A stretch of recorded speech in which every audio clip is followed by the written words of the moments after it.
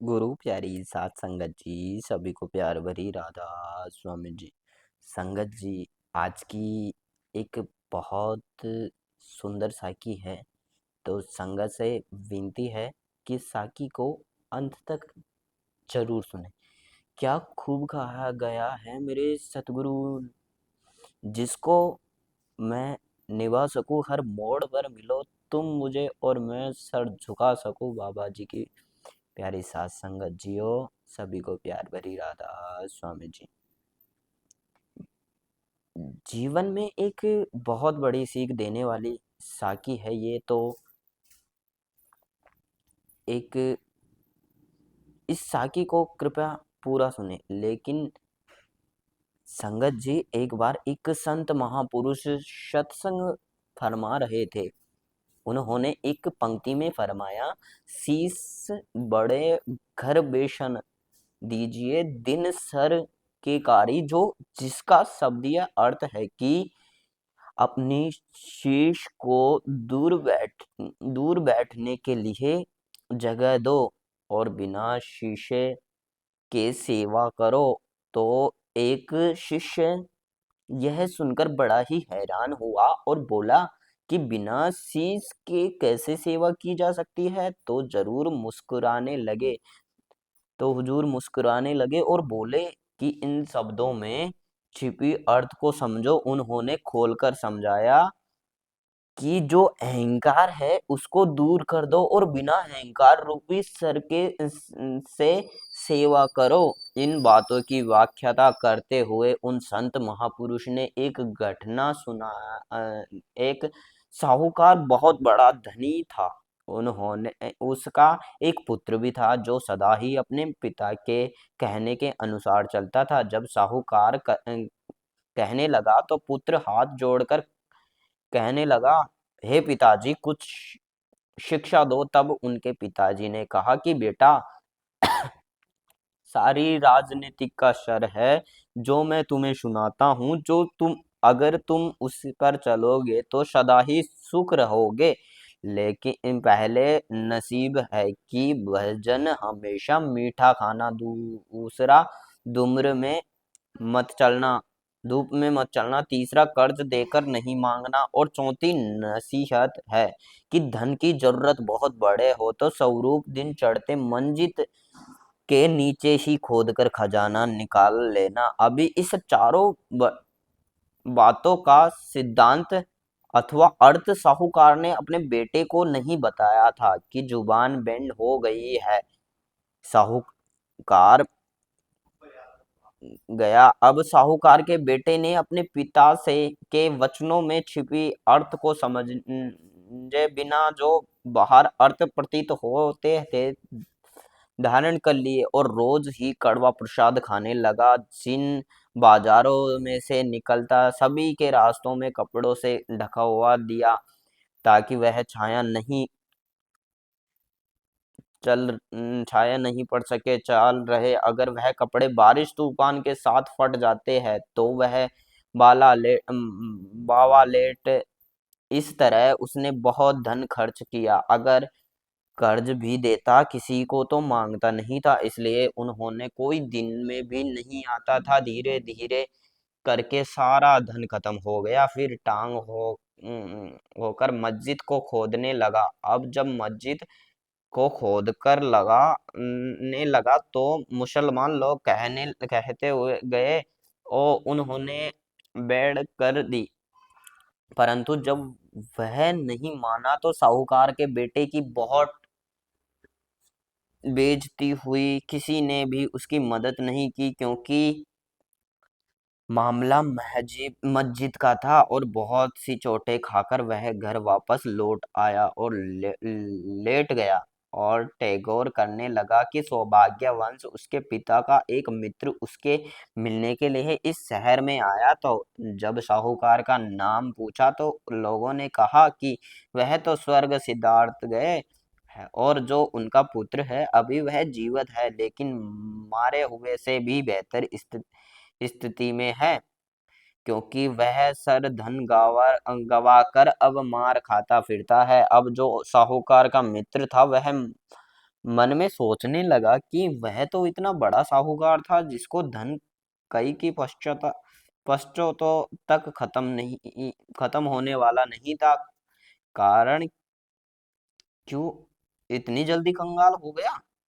चलकर मिलकर उससे पूछते हैं। तब वह साहूकार का मित्र साहूकार के बेटे के पास आया तो आकर उसे दुख अपने को कारण कारण पूछा। तब साहूकार के बेटे ने अपना सारा हाल कुछ ही शुरू से लेकर आखिरी तक गुजार था वो बोलकर उसे सुना दिया। तो अपने पिता की शिक्षा भी बताई तो कहा कि इन शिक्षाओं ने भी मुझे इस दुर्गति तक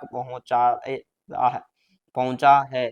अब साहूकार के मित्र ने जब सारा हाल सुना तो अपना माथा पकड़ लिया। उसने साहूकार के बेटे को कहा, यह तुम्हारी भूल हुई है जो तुम इन बातों के आंतरिक भाव को नहीं समझ पे और जो बाहर के अर्थ है उन्हें तू पकड़ बैठ रहे हो, इसी कारण तुमने इतना दुख पाया है। शिक्षाओं का अल भाग यह है जो तुम्हें अब बताने लगा हूँ।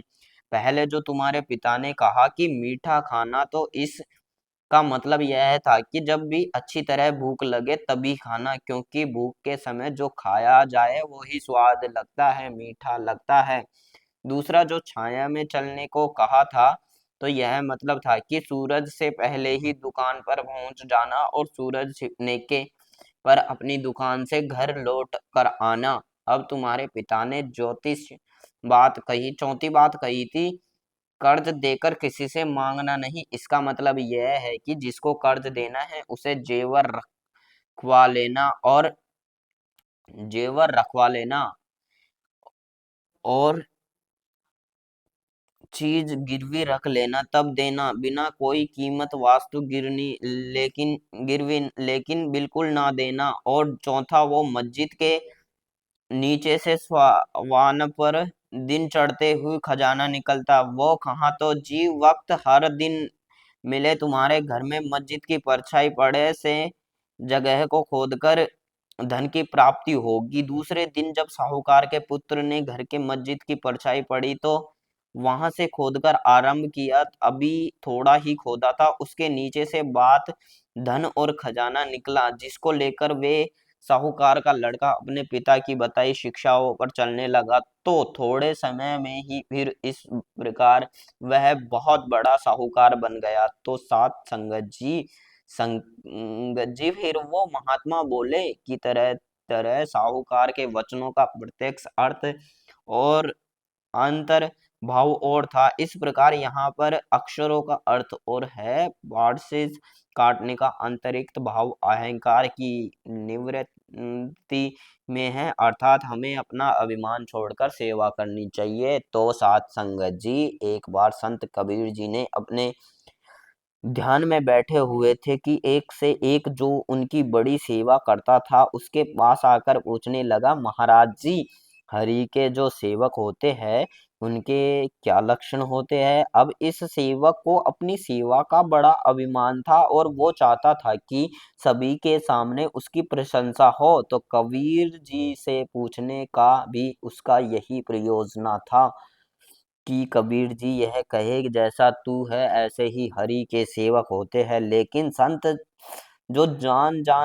जानते होते हैं, कबीर जी उसके अंतर की बात को समझ गए और कहने लगे कि सेवक तो नारेभिमान होना चाहिए, अर्थात आप गवन तो सो पाया, अपना अहंकार जो गवाते सो हरि को सेवक हो सकता है और उसका बड़ा दर्द है। यह सुनकर अभिमान सेवक ने कहा, अगर हम रास्तों के रोड जैसे निभाए ना शुरू कर रहे हैं तो अर्थात हर एक के पैरों में के नीचे रहे तो परमात्मा के सेवक हो सकते हैं। यह सुनकर संत कबीर जी ने कहा, रोड़ हुआ तो क्या पंथी को दुख दे, अर्थात रोना हो जाए तो क्या बना लगा, जबकि राग गिरियों के पैरों में चुभ कर उन्हें दुख की देगा। तब अभिमान सेवक ने कहा, तो अगर एक दास मिट्टी बना जाए अब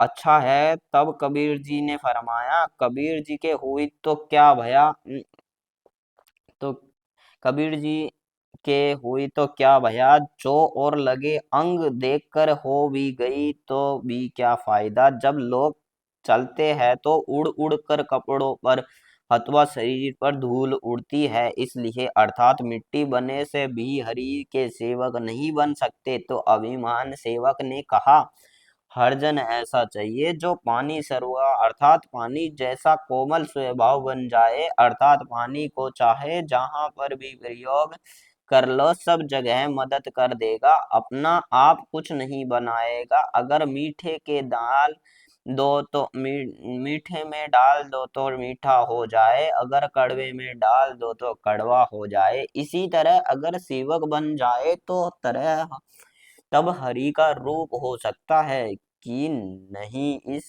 पर कबीर जी ने कहा, पानी हुआ तो क्या भया, सिर आता हुआ, यानी कि अर्थात पानी हो भी गया तभी क्या हुआ। कभी गम होता है और कभी सर्द होता है, कभी गर्मी होती है तो कभी सर्दी होती है, अर्थात सर्दी के बाहर में पानी की नजदीक जाना भी पाप मालूम होता है। तो पानी ही भी हरि का सेवक का दर्जा नहीं ले सकता। जब कबीर जी ने इस प्रकार उसे अभिमान सेवक की सारी बातों का खानदान कर दिया, सेवक ने कहा, फिर आप ही बता दीजिए कि हरि का सेवक कैसा होना चाहिए। श्री जी ने फरमाया, हरिजन ऐसा चाहिए जैसा हर ही हो, हर का जो जान है उसको हरि अर्थात परमात्मा जैसे गण धरण करने चाहिए, क्योंकि हरि और हरि के सेवकों में कुछ भेद नहीं है। इसलिए फरमाया गया है कि साथ संगत जी, किसी ने क्या खूब कहा है कि कैसे मान लू तू पल पल में शामिल नहीं, कैसे मान लू तू पल हर चीज में हाजिर नहीं, कैसे मान लू कि तू मुझे मेरी परवाह कैसे नहीं। मालू तो दूर है पर पास नहीं, देर है नहीं लगी पहचान में, मेरे सतगुरु प्यारे वरना तुझे जो दिया है उसका तो कोई हिसाब ही नहीं है। जैसे जैसे सर को झुकता चला गया है वैसे वैसे तू मुझे उठाता चला गया है। तो साथ संगी जी, इस साकी के साथ हमारी यह साकी यहीं समाप्त होती है। अगर आपको हमारी यह साकी अच्छी लगे तो आप हमारी वीडियो को लाइक करें और हमारे चैनल को सब्सक्राइब करें, ताकि हर रोज एक नई साकी से आपको मिल सके। तो राधा स्वामी जी।